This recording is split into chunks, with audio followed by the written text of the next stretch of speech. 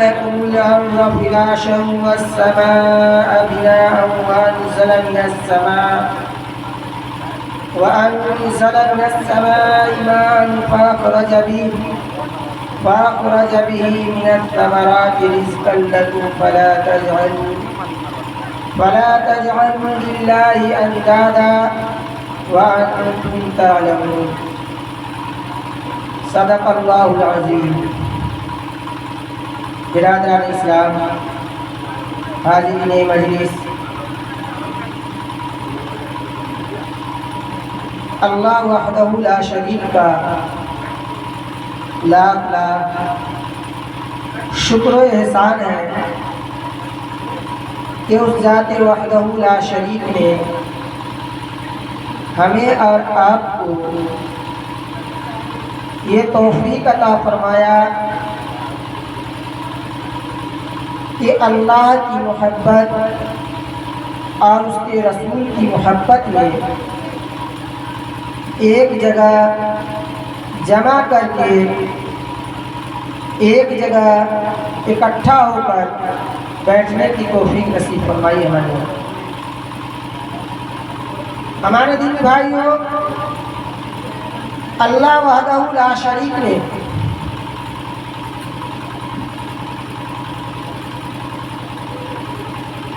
اپنے قرآن مقدس کے اندر ارشاد فرمایا یا ایھا الناس اعبدوا۔ بہت سے جگہ اللہ وحدہ لا شریک نے یا ایھا الذین آمنوا کا تذکرہ کیا، ایمان والوں کو مخاطب فرمایا، اور ایمان والے کو مخاطب فرما کر کے جو احکام، جو شریعت دینا تھا عطا فرمایا، مگر اللہ وحدہ لا شریک اس جگہ یا ایھا الناس لفظ ناس کا تذکرہ فرمایا، اور ناس میں تمام بنی آدم،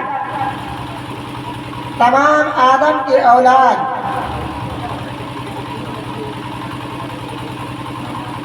تمام منو کے سنتان، چاہے مرد ہو چاہے عورتیں، سب شامل ہیں، اور اللہ وحدہ لا شریک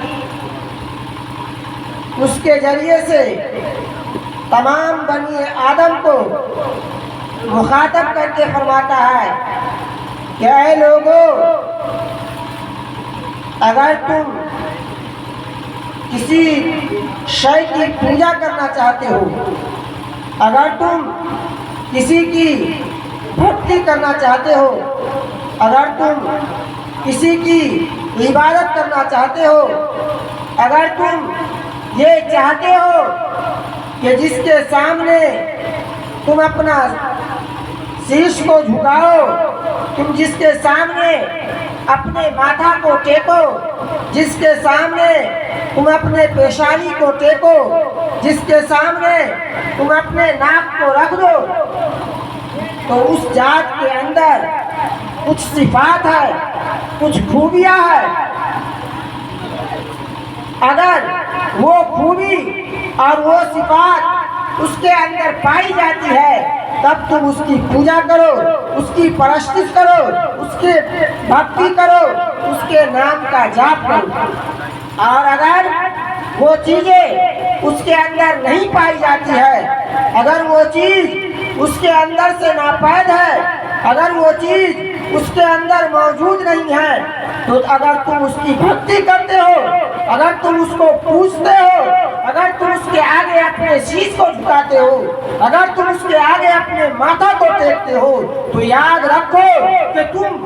تمہارا بھکتی غلط کی بھکتی ہو رہی ہے، تمہارا شیش جھکانا غلط جگہ پہ جھکانا ہو رہا ہے، تمہارے ماتھا کا ٹیکنا غلط جگہ پر ٹیکنا ہو رہا ہے۔ اور اللہ وحدہ لا شریک نے جو چند صفات کو بیان کیا وہ صفات ہے کہ اے لوگو عبادت کرو اپنے اس رب کی جس نے تم کو پیدا کیا۔ اب انسان کو چاہے ہندو ہو، چاہے مسلمان، چاہے سکھ ہو، چاہے عیسائی، چاہے جس بھی مذہب کا ماننے والا ہو، چاہے جس دھرم کا ماننے والا ہو، اس کو یہ غور کرنا چاہیے، اس کو یہ سوچنا چاہیے کہ آخر ہمیں پیدا کیا تو کس نے کیا؟ آخر ہمیں اتنے اچھے اچھے اعضاء جو عطا فرمایا وہ کس نے عطا فرمایا؟ ہمیں ہاتھ جیسے عظیم نعمت، آنکھ جیسے عظیم نعمت، کان جیسے عظیم نعمت، زبان جیسی عظیم نعمت، پیر جیسے عظیم نعمت جو عطا کیا وہ کس نے کیا؟ اگر ان چیزوں کو عطا کرنے والا، ان چیزوں کو دینے والا اگر کوئی ذات ہے تو اسی کی بھکتی کرنی چاہیے، اسی کی پوجا کرنی چاہیے اور اسی کی پرستش کرنی چاہیے۔ اور ہمارے دینی بھائیوں، آپ چاہے ہندو سے، چاہے مسلمان سے، چاہے سکھ سے، چاہے عیسائی سے، کسی سے بھی یہ سوال کیجئے گا کہ آپ کو کس نے پیدا کیا تو وہ کہے گا ایشور نے پیدا کیا۔ ہندو بھائی بولے گا ایشور نے پیدا کیا، مسلمان کہے گا اللہ نے یا خدا نے پیدا کیا۔ اسی طریقہ سے انگریز گوڈ کا استعمال کرتا ہے، یعنی ہر ایک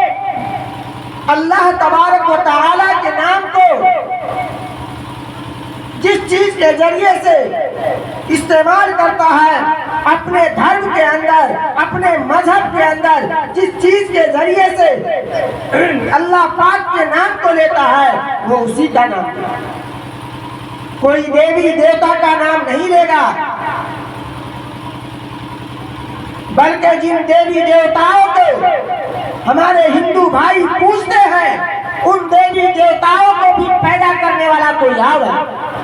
ان دیوتاؤں کو بھی جنم دینے والا کوئی اور ہے، ان دیوتاؤں کو بھی ہاتھ عطا کرنے والا کوئی اور ہے، ان دیوتاؤں کو بھی زبان عطا کرنے والا کوئی اور ہے، ان دیوتاؤں کو بھی پیر عطا کرنے والا کوئی اور ہے۔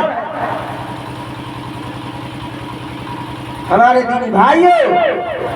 اگر کسی سے سوال کیجیے گا تو وہ یہی جواب دے گا کہ ایشور نے ہمیں پیدا کیا۔ اور اگر اس سے پوچھئے گا کہ آہار کون دیتا ہے، یعنی رزق کون دیتا ہے، روزی کون دیتا ہے، تب بھی کہے گا کہ روزی کے دینے والا وہ ایشور ہے، وہ اللہ ہے، وہ خدا ہے، اس کے علاوہ کوئی دوسرا عطا نہیں کرتا۔ ہمارے بھائیوں، اللہ کی ذات ایک ہے اور اس کا نام انیک ہے، بہت سارے نام ہیں۔ 99 نام جو ہم لوگوں کو یسل قرآن کے اندر یا آپ دیگر کتابوں کے اندر شمار کیا گیا ہے، اللہ پاک کا نام 99 ہی تک محدود نہیں ہے، بلکہ لوگوں نے اپنے اپنے علمی لیاقت کی وجہ سے جس کو جتنا علمی لیاقت تھی اسی حساب سے شمار کیا۔ میرے بھائی، آج ہم اللہ کو کبھی رحمان کے نام سے پکارتے ہیں تو کبھی رحیم کے نام سے پکارتے ہیں تو کبھی کریم کے نام سے پکارتے ہیں تو کبھی غفار کے نام سے پکارتے ہیں تو کبھی رزاق کے نام سے پکارتے ہیں تو کبھی ستار کے نام سے پکارتے ہیں تو کبھی خالق کے نام سے پکارتے ہیں تو کبھی مالک کے نام سے پکارتے ہیں۔ اسی طریقے سے ہمارے ہندو بھائی بھی کبھی ایشور کے نام سے پکارتا ہے تو کبھی جگدیشور کے نام سے پکارتا ہے۔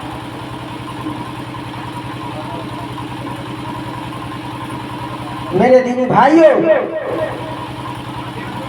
ہمیں یہ سوچنا ہے، چاہے وہ جس مذہب کا ماننے والا ہو، یہ غور کرے اور یہ سوچے اور اپنے دماغ کے اندر اس بات کو بیٹھائے کہ ایسی کوئی ذات ہے جس نے پورے سنسار کے اندر بھینے بھینی انسانوں کو، طرح طرح کے انسانوں کو، ہر طرح کے رنگ کے انسانوں کو، ہر طرح کے کاج کاج کے انسانوں کو بنایا، پیدا کیا، اس کے علاوہ کوئی ذات ایسا نہیں ہے جس کے اندر یہ طاقت ہو، جس کے اندر یہ قوت ہو کہ وہ کسی کے ناک کو صحیح طور پر درست کر سکے یا کسی کے پیر کو صحیح طور پر درست کر سکے۔ جس خالق نے اگر اس کو معذور پیدا فرمایا ہے تو آج کوئی ڈاکٹر ایسا نہیں ہے کہ اس معذور انسان کو صحیح اور سالم طریقہ سے اس کو ایک نارمل انسان کی طرح کھڑا کر دے، بلکہ اس کے دوائی کے ذریعے سے اگر ٹھیک ہوتا ہے مگر پھر بھی اس کے اندر کچھ نقص رہ جاتا ہے، اس کے اندر کچھ خرابیاں رہ جاتی ہے۔ آپ تجربہ کر کے دیکھ چکے ہوں گے اور اپنے محلے میں بھی دیکھے ہوں گے کہ چاہے کسی بچے کا یا چاہے کسی بوڑھے کا، چاہے کسی مرد کا یا چاہے کسی عورتیں کا اگر ہاتھ ٹوٹ گیا ہو، جو پہلے ہاتھ صحیح سالم تھا، اگر اس ہاتھ کے اوپر پلسٹر چڑھایا گیا ہو، اگر اس ہاتھ کے اوپر پٹی باندھی گئی ہو تو پٹی کھلنے کے بعد وہ ہاتھ پہلے کی طرح کام نہیں کرتا، وہ ہاتھ پہلے کی طرح سیدھا نہیں رہتا ہے، بلکہ اس ہاتھ کے اندر نقص پیدا ہو جاتی ہے، اس ہاتھ کے اندر خرابی پیدا ہو جاتی ہے، اس ہاتھ کے اندر گڑبڑی پیدا ہو جاتی ہے۔ اس سے معلوم یہ ہوتا ہے اور پتہ یہ چلتا ہے کہ ہے ایسی کوئی ذات، ہے ایسی کوئی ہستی جس نے پورے انسانیت کو پیدا کیا، اور اسی پر بس نہیں بلکہ آگے یہ کہا کہ تمہیں پیدا کرنے کے ساتھ ساتھ تم سے پہلے جتنے انسان، جتنے منوس اس دھرتی کے اوپر، اس بھوتل کے اوپر پیدا ہوئے اور اس کو جس نے پیدا کیا تم اسی کی پرستش کرو، اسی کی بھکتی کرو، اسی کے نام کا مالا جپو۔ اور اگر تم صرف انسان کے پیدا کرنے والے کا نام کا معنی جپنا شروع کر دو گے تو تم ہدایت پا جاؤ گے۔ اگر تم انسانوں کے پیدا کرنے والے کے آگے اپنے شیش کو جھکانا شروع کر دو گے تو تمہارے دل کو سکون آ جائے گا، تمہارے دل کو قرار آ جائے گا، اور تمہارے دل کے اندر بے سکونی جو پیدا ہوئی ہے وہ بے سکونی دور ہو جائے گا۔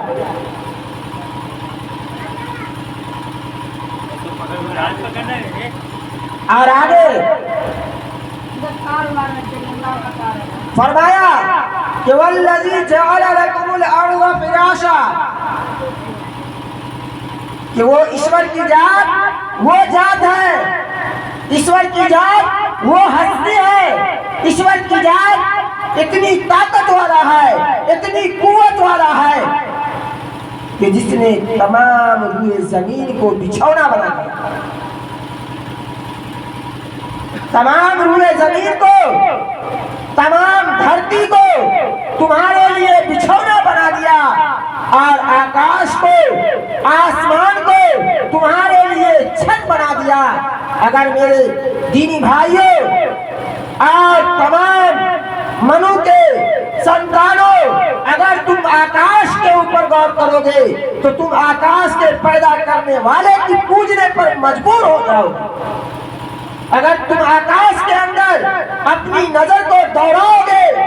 اگر آکاش کی چوڑائی کے اندر، آکاش کی اونچائی کے اندر، آکاش کے بغیر کھمبے کے کھڑے رہنے کے اوپر، آکاش کے بغیر کھوٹے کے کھڑے رہنے کے اوپر، آکاش کو بغیر سہارے کے کھڑے رہنے کے اوپر اگر تم نظر کو دوڑاؤ گے، اپنے دماغ کے اندر سوچو گے تو تم آکاش کے بنانے والے کو پوجنے پر مجبور ہو جاؤ گے، آکاش کو رچنے والے کے پوجنے پر مجبور ہو جاؤ گے۔ اور ہمارے بھائیوں، چاہے ہندو ہو چاہے مسلمان، سب کا کلیان اس ذات کی پوجنے میں ہے جس نے آکاش کو بنایا، جس نے دھرتی کو بنایا، جس نے چاند کو بنایا، جس نے سورج کو بنایا، جس نے درخت کو اگایا، جس نے پانی کو برسایا۔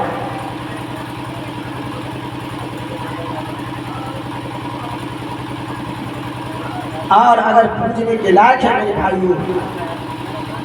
تو وہ ذات ہے، وہ ہستی ہے جس نے آسمان سے بارش کو اتارا،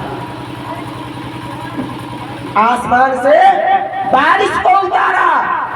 اور اس بارش کے ذریعے سے ہمارے اور آپ کے لیے اور ہمارے اور آپ کے جانوروں کے لیے غذا کو اگایا۔ اگر آکاش سے بارش نہ ہو، اگر آسمان سے بارش کا نزول نہ ہو تو آدمی پیاسے اور بھوکے تڑپ تڑپ کر کے مر جائے گا میرے بھائیوں۔ اگر کسی سال بارش کم ہوتی ہے تو دیکھتے ہیں کہ بہت سارے ایسے چاپا کل ہوتا ہے جو پانی دینا بند کر دیتا ہے، بلکہ چلانے سے اس کے ہنڈی اوپر کو پھینکنا شروع کر دیتا ہے اور لوگوں کو چوٹ لگنے کا خطرہ پیدا ہو جاتا ہے میرے بھائیوں۔ یہ اسی ذات کی کرپا ہے، یہ اسی ذات کی مہربانی ہے، یہ اسی ذات کا کرم ہے کہ جس نے آکاش سے بارش کا نزول فرمایا، آسمان سے بارش کو برسا کر کے آپ کے دھرتی کو،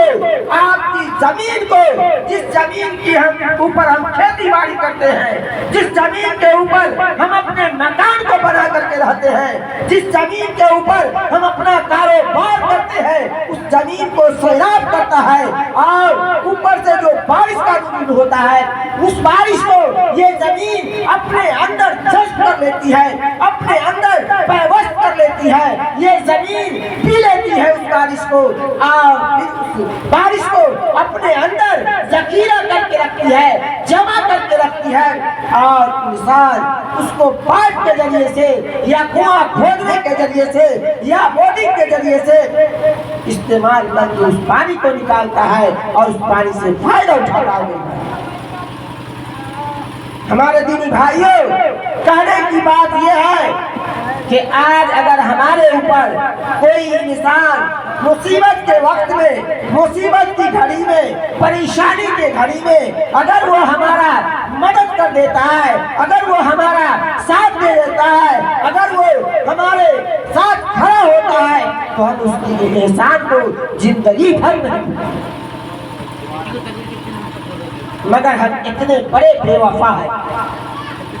ہم اتنے بڑے بے وفا ہیں جس کی کوئی انتہا نہیں کہ اگر کوئی انسان ہمیں مصیبت کی گھڑی میں مدد کرتا ہے تو ہم اس کے احسان کو بھولتے نہیں ہیں، مگر وہ کریم ذات، وہ رب کریم جو ہمیں اچھے سے اچھا عطا فرمایا، جو ہمیں اچھا سے اچھا خوراک عطا فرمایا، جو ہمیں اچھا سے اچھا غذا عطا فرمایا، جو ہمیں اچھا سے اچھا لباس عطا فرمایا، جو ہمیں چلاتا ہے، جو ہمیں زندہ رکھے ہوا ہے، جو ہمیں آنکھوں کے اندر دیکھنے کی طاقت بخشے ہوا ہے، جو ہمیں ہاتھ کے اندر پکڑنے کی قوت دیے ہوا ہے، جو ہمیں زبان کے اندر بولنے کی صلاحیت اور چکھنے کی صلاحیت دیے ہوا ہے، ہم اتنے بڑے بے وفا ہیں کہ اس ذات کے احسان کو ہم بھلا دیتے ہیں، اس ذات کے احسان کو ہم بھلا دیتے ہیں۔ مگر اگر اسی کے پیدا کی ہوئی چیز سے اگر کوئی انسان ہماری مدد کر دیتا ہے تو ہم اس کے احسان کو یاد رکھتے ہیں۔ کتنے بڑے ہم بے وقوف ہیں کہ خالق جس نے اس شے کو بنایا،